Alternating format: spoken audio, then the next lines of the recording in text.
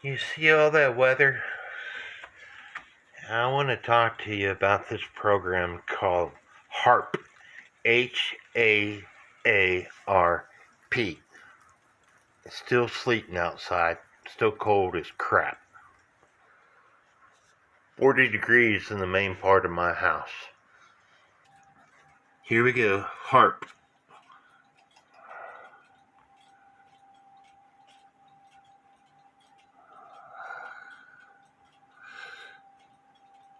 27 April 1997, Secretary of Defense William Cohen said at the end of the Conference on International Terrorism and Weapons of Mass Destruction during the closing DoD news briefing 4 years before 9/11, others are engaging even in echo type of terrorism whereby they can alter the climate, set off earthquakes, volcanoes remotely through the use of electronic waves.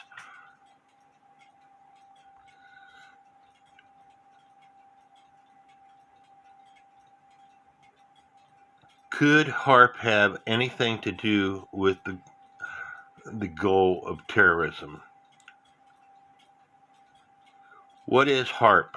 HAARP technology may stem from the advances of Nikola Tesla, though HAARP itself was the idea of scientist Bernard Eastlund. Dr. Eastlund was on contract with an oil and gas company named ARCO, Atlantic Richfield Company, operating out of Alaska.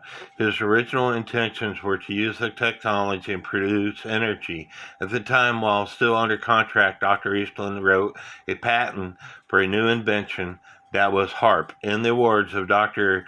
Nick Bejic, the goal was to take huge amounts of natural gas, run it through a generator, MHD generator, to produce electricity, then running electricity into an array, a field of antennas, for the purpose of some of the things we're not going to talk about. The ownership of HAARP system went from Arco Technologies to Raytheon, who bought out Arco Power Technologies. Raytheon then sold their subsidiary company, Arco Power Technologies, to British Aerospace.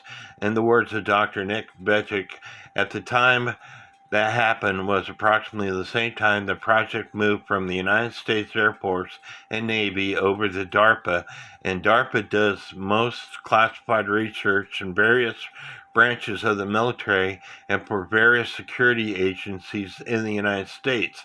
Now they control HAARP in the terms of its advantages in projects. How does HAARP work?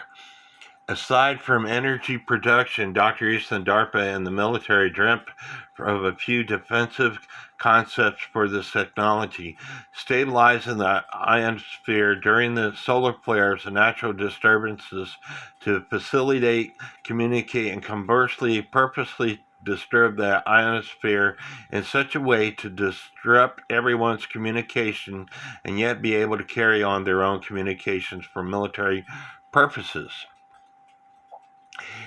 Eastland's Global Shield, in the words of Dr. Nick Bechernick, could take and pump energy up in natural occurring magnetic field lines that surround the Earth that run from the South Pole to the North Pole as wide waveguides.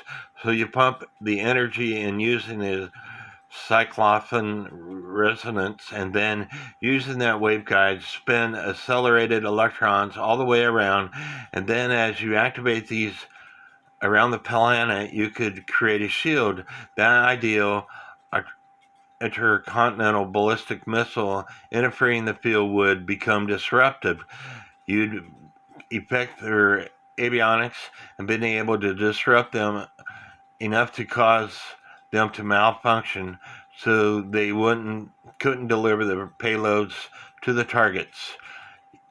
Utilizing these kind of instruments to create friction and burn up and accommodate incoming objects from space, comets, asteroids, etc. Over the horizon, where you would need the two transmitters, one would create kind of a cold plasma so you can energize an area above the horizon, then be able to use another array and bound the signal and go to the horizon to be able to detect incoming objects. The point I'm trying to get across is some believe that due to HAARP, and you can go to this website yourself, I will put it in the description.